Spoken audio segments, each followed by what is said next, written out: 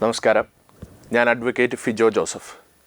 സഭയുടെ സ്വത്തുവകകളും സ്ഥാപനങ്ങളുടെയും നടത്തിപ്പ് സംബന്ധിച്ച Kerala church bill law reforms commission അവരുടെ വെബ്സൈറ്റിൽ പ്രസിദ്ധീകരിച്ചിരിക്കുന്നതിൻ്റെ കരട് വായിക്കുമ്പോൾ ആദ്യം പറയാൻ തോന്നുന്നത് ഇങ്ങനെയാണ്: നുണയുടെ വിജയം എന്ന് പറയുന്നത് നുണ പറയുന്നതിലല്ല, സത്യം പറയുന്നു എന്ന് തോന്നിപ്പിക്കുന്നതിലാണ്. കാര്യങ്ങൾ വിശദമാക്കാം. 3 കാര്യങ്ങൾ ചർച്ച ചെയ്തുകൊണ്ട് ഈ ബില്ലിനെ വിശകലനം ചെയ്യാമെന്നാണ് കരുതുന്നത്. 1, ഈ ബില്ല് എത്രമാത്രം യുക്തിസഹമാണ്. 2, ഈ ബില്ല് ആക്റ്റ് ആവുമ്പോൾ അതിൻ്റെ നയാമിക സാധ്യതകൾ എന്തൊക്കെയാണ്, അഥവാ what would be the range and scope of this act. 3, ഈ ബില്ല് ഇപ്പോൾ അവതരിപ്പിക്കുന്നതിൻ്റെ പിന്നിലെ ഉദ്ദേശം എന്താണ്. 1, ഈ ബില്ല് യുക്തിഭദ്രമാണോ? ഇത് മനസ്സിലാക്കണമെങ്കിൽ ഈ ബില്ലിൻ്റെ പശ്ചാത്തലം മനസ്സിലാക്കണം. ദേവസ്വം ബോർഡ് നിയമങ്ങൾ, വഖഫ് ബോർഡ്, സിഖ് ഗുരുദ്വാര നിയമങ്ങൾ പോലെയുള്ള നിയമങ്ങൾ ക്രിസ്ത്യൻ സഭകളുടെ സ്വത്തുവകകളും സ്ഥാപനങ്ങളുടെയും നടത്തിപ്പുമായി ബന്ധപ്പെട്ട് ഇന്നാട്ടിൽ നിലവിലില്ലെന്നും അതിനാൽ തന്നെ അത് ഭരണഘടനയുടെ 15-ാം അനുച്ഛേദം മുന്നോട്ട് വയ്ക്കുന്ന തത്വം no preferential status for any religion എന്ന തത്വത്തിൻ്റെ ലംഘനമാണെന്നും ഇവിടെയുള്ള പൊതുസമൂഹത്തെ, സിവിൽ സൊസൈറ്റിയെ തെറ്റിദ്ധരിപ്പിക്കുന്നു.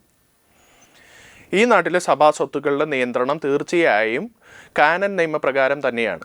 അപ്പോൾ അവർ ഉന്നയിക്കുന്ന ചോദ്യം, ഇത്തരം വൈദേശിക നിയമങ്ങൾക്കനുസരിച്ചാണോ ഇന്നാട്ടിലെ സ്വത്തുവകകളും സ്ഥാപനങ്ങളും പ്രവർത്തിക്കേണ്ടത് എന്നുള്ളതാണ്.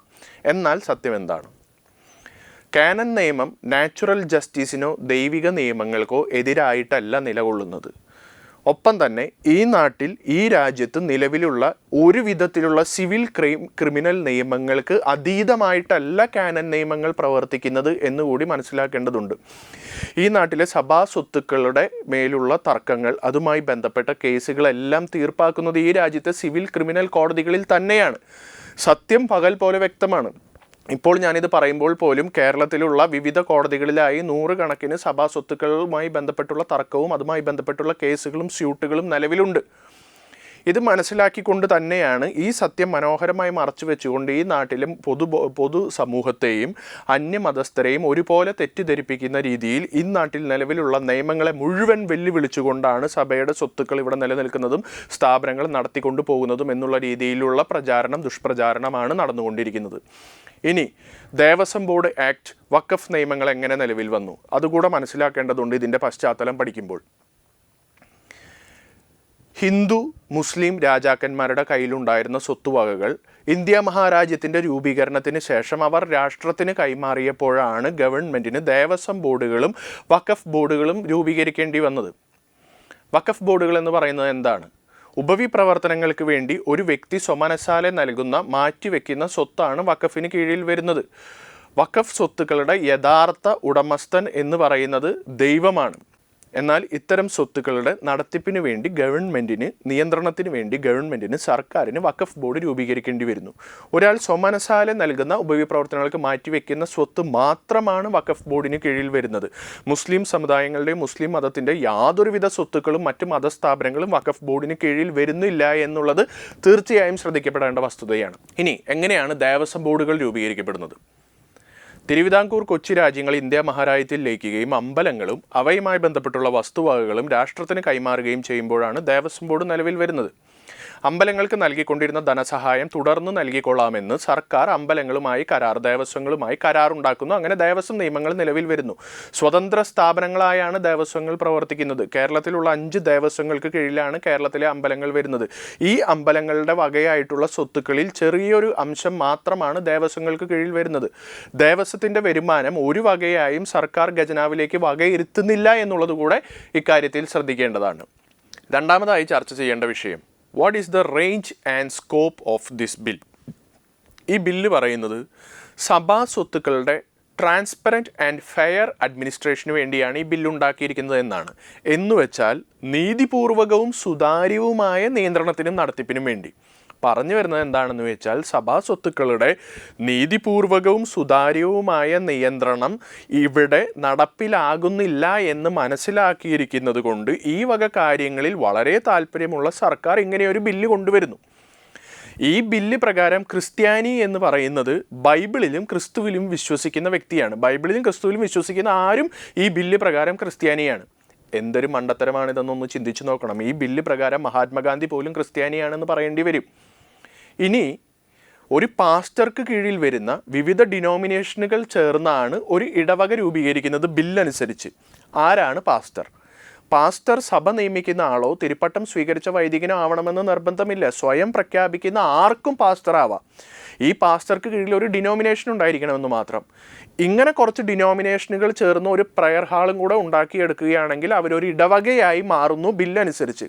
എന്ന് വെച്ചാൽ ഈ ബില്ലിൻ പ്രകാരം ഈ നാട്ടിലെ അക്രൈസ്തവ സഹോദരങ്ങളും പെൻഡകോസ്റ്റ് സഹോദരങ്ങൾ, യഹോവ സാക്ഷികൾ, എംബർ ഇമ്മാനുവേൽ, സ്പിരിറ്റ് ഇൻ ജീസസ് അടക്കമുള്ളവർ ഒരു ഇടവകയുടെ ഭാഗമായി തീരുന്നു എന്ന് വേണം മനസ്സിലാക്കാൻ.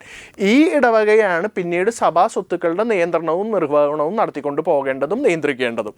അതാണ് ഈ ബില്ലിൻ്റെ ഏറ്റവും വലിയ ന്യൂനത. ഇതെല്ലാം നിയന്ത്രിക്കുന്നത് ഒരു ചർച്ച് ട്രിബ്യൂണലാണ്. ട്രിബ്യൂണലിൽ ജില്ലാ ജഡ്ജിയുടെ അധികാരമുള്ള ഒരു വ്യക്തി ഉണ്ടായിരിക്കും. സർക്കാർ നോമിനേറ്റ് ചെയ്യുന്ന മറ്റു വ്യക്തികളും ഉണ്ടായിരിക്കും. എന്ന് വെച്ചാൽ രാഷ്ട്രീയ നിയമനങ്ങൾ ഉണ്ടായിരിക്കും എന്നർത്ഥം.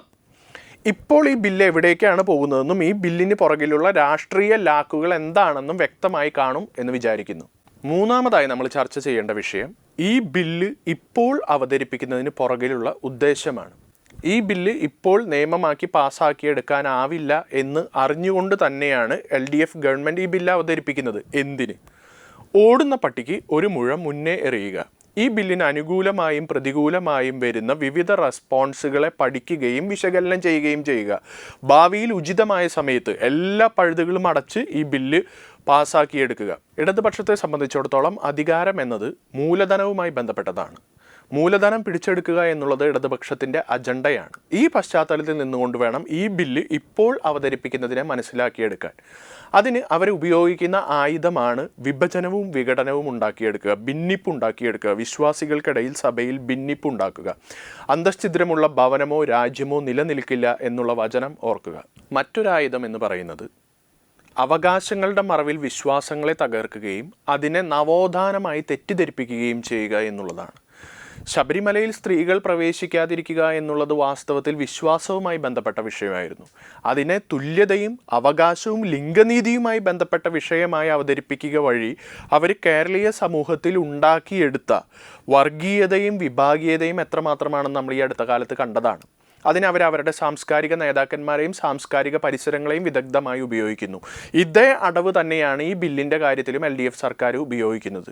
ന്യായമായി വിശ്വാസികൾക്ക് അവകാശപ്പെട്ട സ്വത്തുക്കൾ അന്യായമായി മാർപ്പാപ്പയും മെത്രാന്മാരും വൈദികരും കൈയടക്കി വെച്ചിരിക്കുകയും തീർത്തും നീതിരഹിതമായ രീതികളിലൂടെ അതിനെ ക്രയവിക്രയം ചെയ്യുകയും ചെയ്യുന്നു എന്ന തോന്നൽ ഇവിടുത്തെ പൊതുസമൂഹത്തിലും വിശ്വാസികൾക്കിടയിലും അന്യമതസ്ഥർക്കിടയിലും ഉണ്ടാക്കിയെടുക്കുക എന്നുള്ളതാണ് ഈ ബില്ലിൻ്റെ പരമമായ ഉദ്ദേശം. അതുവഴി സഭയ്ക്കകത്തും സമൂഹത്തിലും വർഗീയതയും വിഭാഗീയതയും ഭിന്നതയും ഉണ്ടാക്കിയെടുക്കുക. രണ്ടാടുകൾ സംഘടനത്തിൽ ഏർപ്പെടുമ്പോൾ ചെന്നായ കാത്തിരിക്കുന്നത് ചോര കുടിക്കാനാണ്. ചെന്നായ്ക്കൾക്കിടയിലേക്ക് ചെമ്മരിയാടുകളെ എന്ന പോലെ ഞാൻ നിങ്ങളെ അയക്കുന്നു എന്ന് ക്രിസ്തു പറഞ്ഞത് ഓർക്കുക. മതം ദൈവത്തിൽ നിന്ന് ഉത്ഭവിക്കുന്നതാണ്. എന്നാൽ അത് മനുഷ്യരിലൂടെ വ്യവഹാരം ചെയ്യപ്പെടുന്നതിനാൽ അതിൽ മായം കലർന്നേക്കാം എന്ന് ഗാന്ധിജി പറഞ്ഞത് ഓർക്കണം. സഭ എന്ന ഇൻസ്റ്റിറ്റ്യൂഷനകത്ത് അടുത്ത കാലങ്ങളിൽ ഉണ്ടായിട്ടുള്ള ചില പുഴുക്കുത്തുകൾ, സഭാ സ്വത്തുക്കളുമായി ബന്ധപ്പെട്ട് അടുത്ത കാലത്തുണ്ടായിട്ടുള്ള ചില വിവാദങ്ങൾ, വിവാദപരമായ ക്രയവിക്രയങ്ങൾ, ഇതിനെയെല്ലാം മുതലാക്കി ഇതിനെ പശ്ചാത്തലമാക്കി ഇത്തരത്തിലുള്ള അപവാദ പ്രചരണങ്ങൾ നടത്തുക. അതിലൂടെ ഭരണഘടനയുടെ 26-ാം അനുച്ഛേദ പ്രകാരമുള്ള സഭയ്ക്കുള്ള അവകാശം, ന്യായമായി സ്വത്ത് സമ്പാദിക്കാനും കൈവശം വയ്ക്കാനും അത് ഉപയോഗിക്കാനുമുള്ള അവകാശത്തെ തച്ചുടയ്ക്കുക. അതാണ് ഈ ബില്ലിൻ്റെ യഥാർത്ഥത്തിലുള്ള ഉദ്ദേശം. യഥാർത്ഥത്തിൽ ഈ ബില്ലിന് പുറകിലുള്ള രാഷ്ട്രീയ ലക്ഷ്യങ്ങളും ഗൂഢലാക്കുകളും എന്താണെന്ന് പഠിക്കാനും വിശകലനം ചെയ്യാനും എല്ലാ പൊതു ഇടങ്ങളിലും അത് ചർച്ച ചെയ്യാനും വിശ്വാസികൾ തയ്യാറാവണം എന്നാണ് എനിക്ക് പറയാനുള്ളത്. അവസാനമായി ഒന്നുകൂടെ പറഞ്ഞുകൊണ്ട് നിർത്തുകയാണ്. 1957 ആദ്യത്തെ കമ്മ്യൂണിസ്റ്റ് മന്ത്രിസഭ നിലവിൽ വരുമ്പോൾ ഗവർണർ B. രാമകൃഷ്ണ റാവു EMSന് സത്യപ്രതിജ്ഞ ചൊല്ലിക്കൊടുക്കുമ്പോൾ ചാവുമണിയടിച്ച പള്ളികളുള്ള നാടാണിത്. മറക്കരുത്. നന്ദി.